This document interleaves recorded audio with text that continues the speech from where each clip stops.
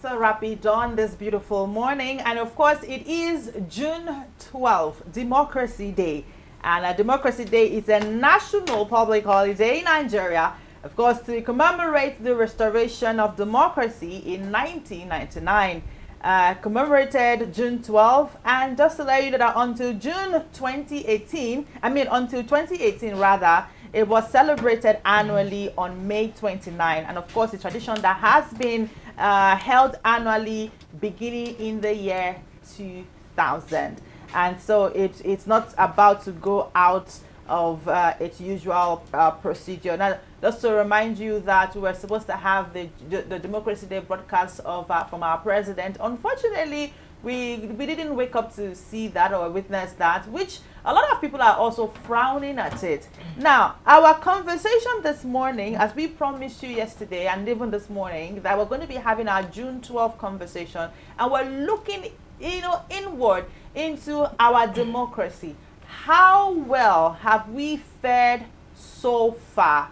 Is our democracy still in its baby stage, or has it been able to advance? Or is our democracy at a point where we say, okay, we're not doing it again, let us go back because this thing is not working, let's break up with this relationship? Or is at that point where we say, okay, fine, no problem, we go manage them so we can still move forward and be able to achieve something together? Or like some persons will say, is democracy really for us? Were we even supposed to be a democratic system? These are some of the things that are in the minds of lots of persons, and some of them even make their thoughts visible on the social space. Now, today being June 12th, different groups are out there right now, expressing themselves in the way they deem fit. Some are protesting regarding to how things are going on in the country, while some are saying, no, Mr. President, you have done well, you have honored our democracy. However, position where you stand, I think myself and Martha don't have any stand yet. We are free agents. We're just going to be talking about June 12th and assessing and analyzing our democracy. Certainly. And we won't be doing that alone. We do have a guest in the studio this morning who will be dissecting Nigeria's democracy and looking at it from all sides. Please let me let you know that we have Dr. Khalifa Abbas, who is a public affairs analyst, with us this morning. It's so great to have you this morning. It's great to be here. Good morning. Good morning to you. Good morning to you. You don't look excited for Democracy Day. I am actually. I am. I am excited to be alive. Okay. And I will start from there. Okay. That's fair enough. So let's start with the part where, yes, June 12th, Democracy Day. Some have said that our democracy is a work in progress. How would you want to react to that? Well, looking at the whole concept of democracy and where we started our own from, coming to now, for me, we're supposed to be at the stage where we are all celebrating democracy by now. But the fact that we still have these questions of whether it's actually a good thing for us as a nation or is not, then that tells you that there is a lot of problems with our democracy. Okay. You think there's a lot of problems with our democracy? We all think, we all do. We all do. Yes. Like we said, we don't have any stand yet. but while we progress, it's been 26 whole years of uninterrupted, in quotes, democracy in Nigeria. When you look back from 1999 up till now, what do you think has changed about our democratic system? And are we maturing, really? Well, we are maturing gradually. Gradually in a way that as we're moving forward, other people are bringing their own concept of ideas of the democracy and pulling us backwards. Okay. And I think it all started from how the whole concept of democracy started. Okay. How we see it to be, what we see it to be, what benefits do we get from it. And people that don't actually see it as a benefit of us coming together to become one nation. Okay. So 2 years into this administration, right, what would you say has been like the defining democratic posture of our president? His leadership style, is it consultative? Is it populist, technocratic? is it transactional? Because a lot of people have different stances as regards the kind of democracy that the president practices. Oh, well, I always don't like talking about much about this particular government because to me, I'm yet to see or have something to talk about. Really? In terms of all the things happening? Well, things are happening. People are actually living, yes, but people are not happy. Okay. People are not enjoying the government the way it's being pursued on the news and all. If you go to people's lives, daily lives, what they do, how they live, it's not something great to talk about. But I still cannot blame it on the government. In conclusion, in terms of, I know everything takes time, everything is a progress. Yes, so from the beginning of where he started, from the issue of hardship, of fuel prices, whatever, I think we are moving forward a bit. And I think if given the opportunity, might do even better than what we're saying now. Okay, so you think it's a technocratic kind of democracy? Yeah. Okay. Okay, so one, we want to talk about our democratic journey. Well, we have experienced both successes. You don't agree about the successes? No, I'm listening to you. Okay. No, I mean, if you don't agree about the success, I will not hold it. I will not hold you. You know, but we have, some say, okay, successes. We've experienced both success. We've experienced failure.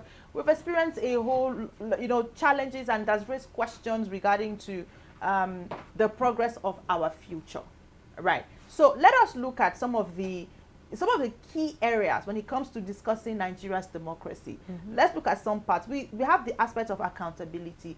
We have the aspect of free speech. We have the aspect of the role of civil society. We have the aspect of corruption and the rest of them. All of this put together to form our democracy. It seems like you want to talk about corruption first.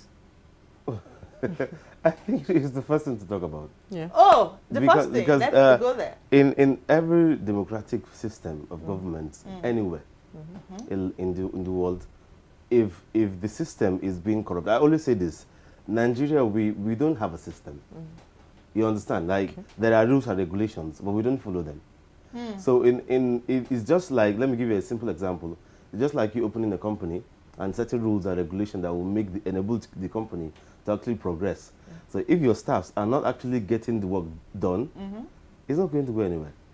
So the system is there, written system, they're not actualizing it. And that same goes to Nigeria. A lot of things are happening, and corruption is not even corruption now.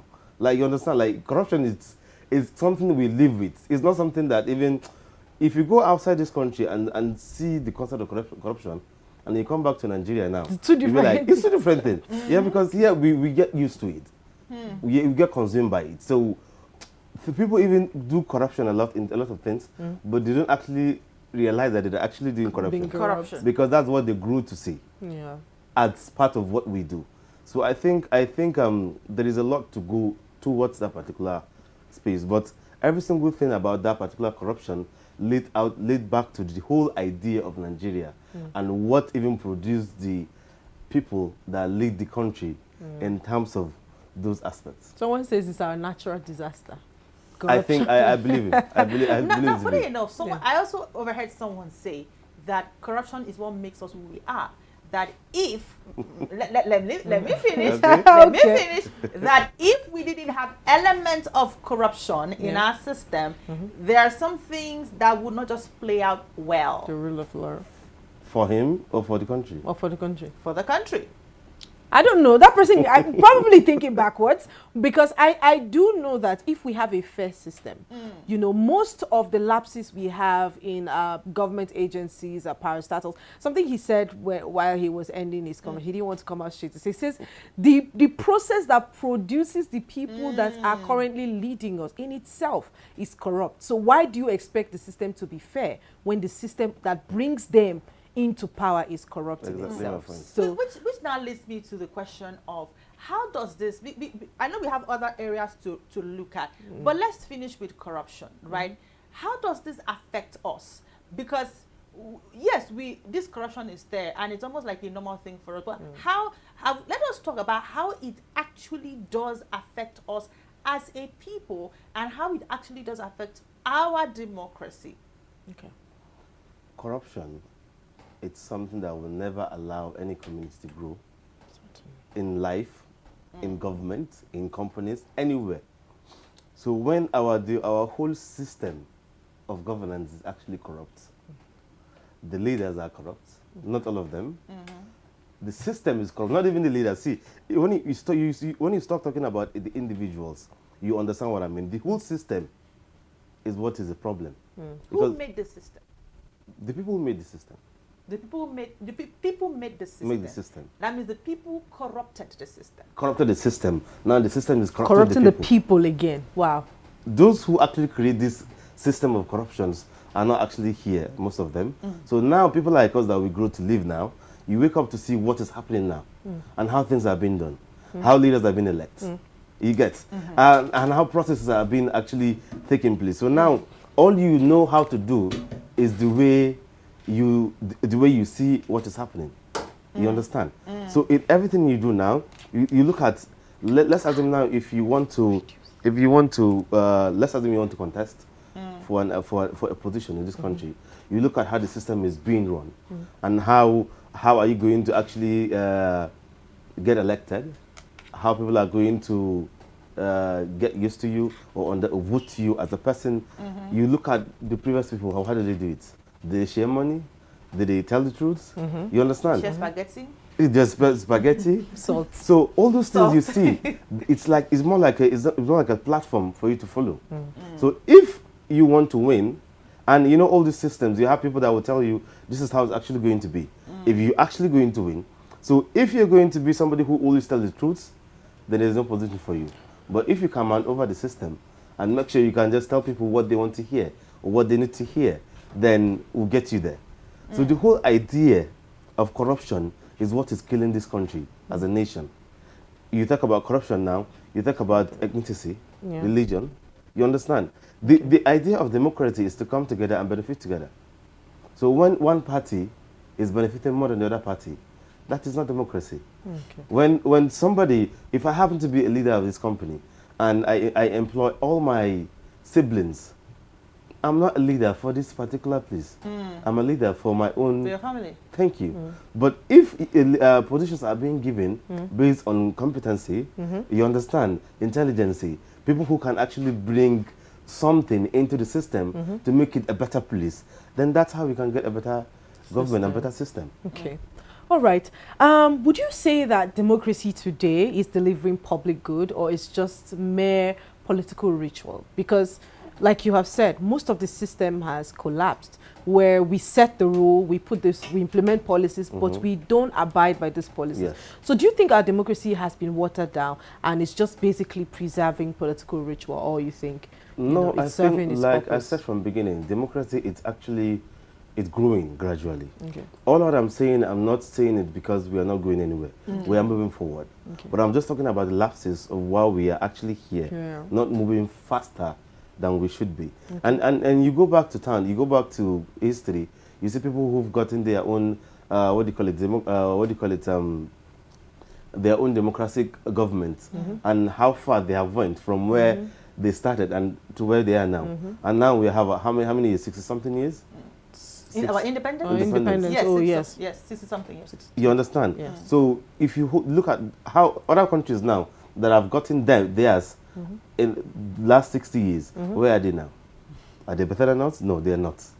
Do you think so? They are not better than us as a country, as a nation, with these natural resources. They are not. Okay, okay. But in terms of ideas, in terms of being, how will I put it? I'm looking for the word. Being there for your country, they're better. Okay. You understand? And this is the only country on earth that we only care about what we are going to get, not what we are going to build. On earth? That's such a wide assertion. I'm telling you, I'm telling you this because if you travel a lot, you will see a lot of things. You have a lot of people from other places. Now that will tell you, you look at Nigeria and look at what we have and what we can produce and people we have. And see, all this, you see a lot of people now progressing in music, in movies, in a lot of places like that. It's only because we have this zeal that we can do whatever we want to do. Individually. Okay. Individually. Not, okay. Collectively, we don't agree with ourselves. Yeah. So we don't actually bring up an idea that will benefit the three of us. I want to be better. I want to be ahead of her. She wants to be ahead of you. So we are all dangling in this environment while refusing to allow it to grow. Wow. Okay. There was an update just came in, and I was asking you a question regarding to civil society organizations, you know, playing vital role, especially for those who are also in the area of agitating, like for those who are going out to protest today. I just got an update that it says that some of them got threatened few days or hours before today not to protest and all of that. And I just saw a message right now informing me that they are having meetings with some top government officials, and the probability to shelve the planned protest is 51%. Now, which brings us to say that they have once again been silenced. I mean, 51%, that means it will likely not. There's a huge possibility that it will not hold, since they're already having these conversations. Now, and today is Democracy Day. We're discussing democratic policy. We're talking about where we are. Right? It just means that people, citizens, are not allowed to agitate for things that form the very core.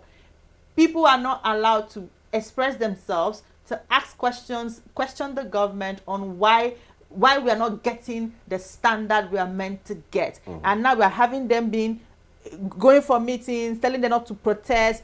Why is our government so afraid of protests? Why? To our government, protest is a sign of a failure. So whenever people protest to them, it's they see them as a failure, as a government, if people are protesting against you.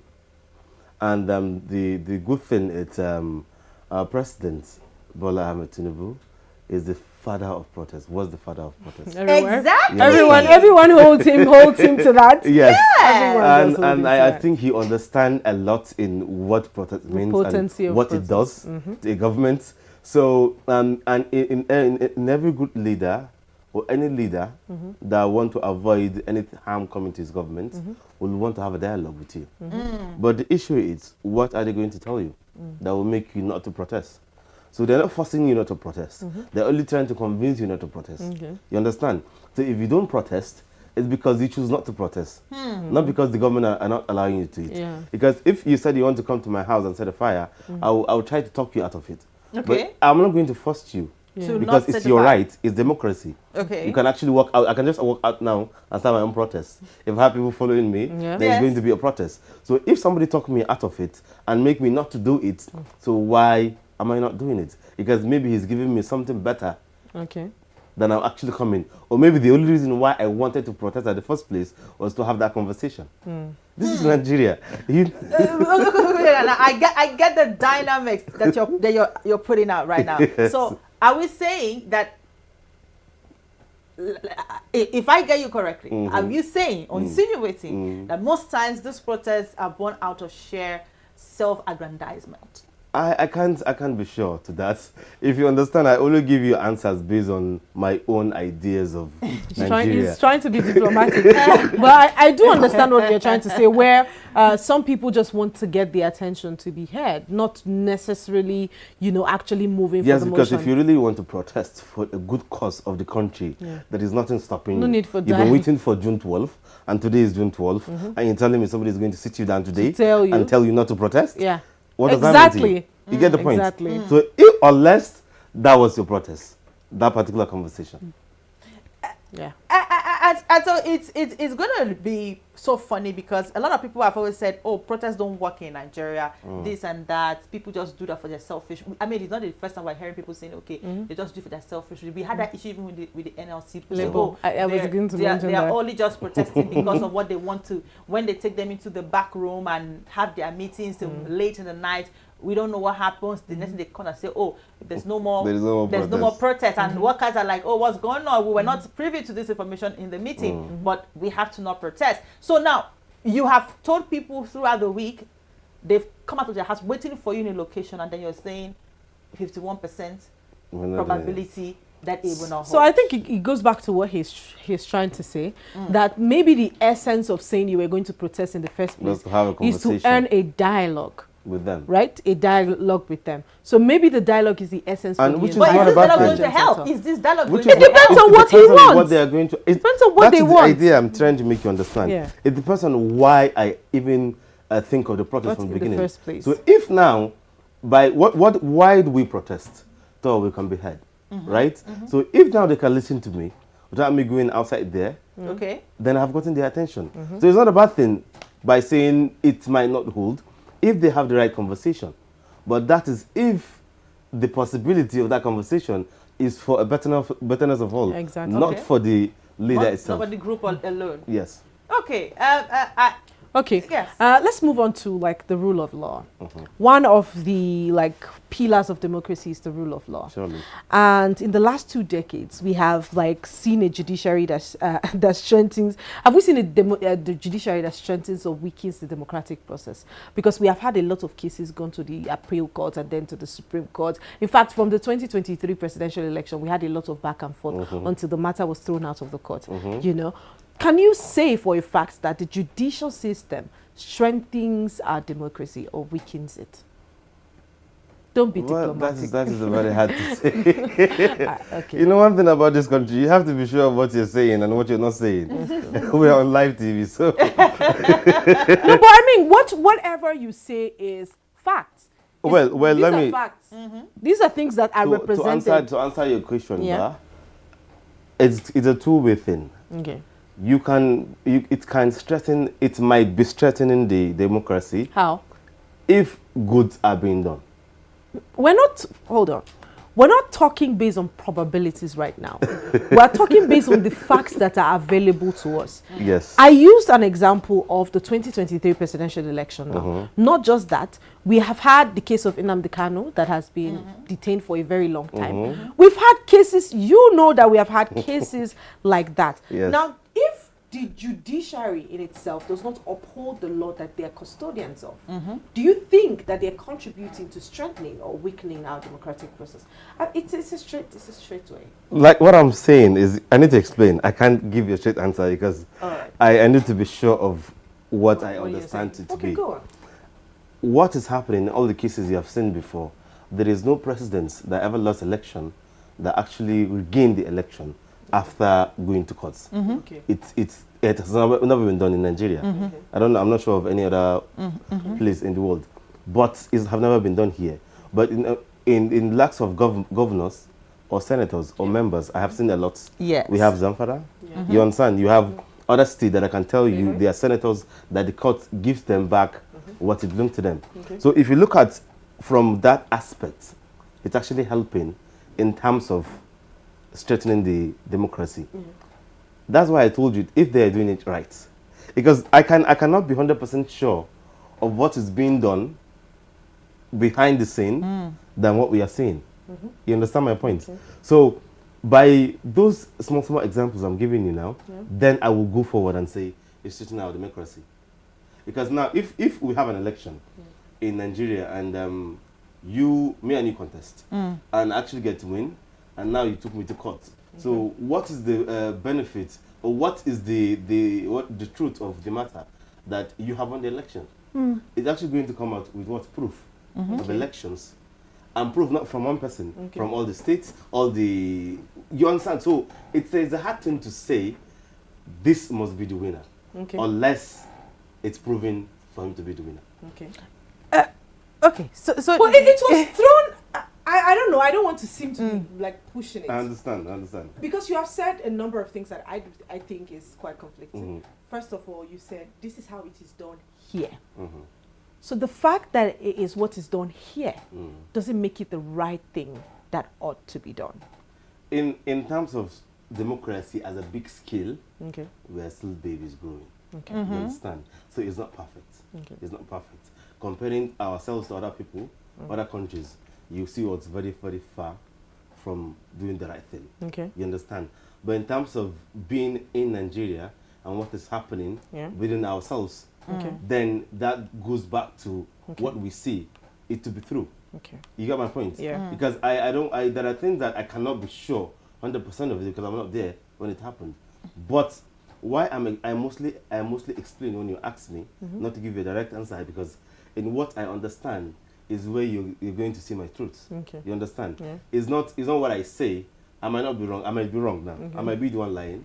You understand? So, but when I explain to you what I've seen or what happened that you know and I know, then the public is going to actually have a understanding of the conversation. All right. Okay, let's move on to the next. It's looking like you don't want this particular question is stressing you out, but let's move on to the next question. No, you can ask me anything, actually. Now, okay. A lot of Nigerians, because when you hear them say the democratic government, we need to practice democracy, some other people are like, no, it was better, we experienced then and we think it's better than what it is now. And some people are like, you experienced then, you don't want to experience it ever again in your life. You definitely will want to stick with democracy. You're talking about military rule? Yes, the military rule. Like, you definitely will want to stick to democracy. Yes. And now, the average Nigerian still grapples with poverty. The average Nigerian still grapples with insecurity. Just today, we saw 41 being killed, I think in Benue State, in Plateau State. Yeah, you know, every day on the news, we have recurring instances or activities of terrorists here in Nigeria, in different parts of the world. Now, if the average Nigerian still grapples with insecurity, with hunger, poor access to basic material, do you think that democracy has delivered to the ordinary citizens? Because remember, the reason you adopt a policy is because of how much or how well it does address the issue of the nation. Do you think that democracy truly has addressed or delivered to the ordinary citizen of Nigeria? I would say it's delivering, not delivered. Delivering. It's actually delivering gradually, going forward. But I can never compare it to military rule. Okay. It is not the same thing. Okay. It is not the same life. Okay. So I don't wish that on anybody. Okay. Within our own experiences. Okay. Now other countries have gone back to Rwanda. Yes, in Africa, most like Rwanda. What's his name? Traore? Yeah, Ibrahim Traore. Yeah. Niger. And I think Mali. Yeah. So, and Ibrahim Traore now is doing a very good thing. What we're seeing on the news. Okay. What we're seeing on the news. Yes, yeah, because that's what you have to say. Yeah. Because you're not there to actually be sure of it. And we're not talking to somebody from that particular country. Yeah. You understand? So by what we're saying, it's something very, very great. And he's a young person. Yeah. And let me tell you the difference. I think it's not about being in military rule or being in democracy in terms of their own story. It's about him being a young person with young ideas, with understanding, where people like us we can relate to him, our problems. You understand? Tinubu is our president, and I respect him to be. Honestly. And I've seen him as a godfather of politics in terms of our own Nigerian politics, being the way he started from where he started till now. But I never supported the idea of voting for somebody who is above 70. Not on Tinubu, not on Buhari. So I don't have a problem with them as a person. I see them as good people who can do good to what they do good. But my own idea, if you ask me, I would say it will go for somebody younger that might deliver better. Because if you look at this Ibrahim Traore now, what he's doing, the whole world is actually supporting him. Not only because he is a military ruler. They don't even see him as that. All they say is a president from this country, and he has done this, and he has done that, and he has done that. Why? Because all those, I came here early this year, and we talked about something, and I brought up something about how we go to democracy and have a lot of agreement with all this outside world that doesn't allow us to progress.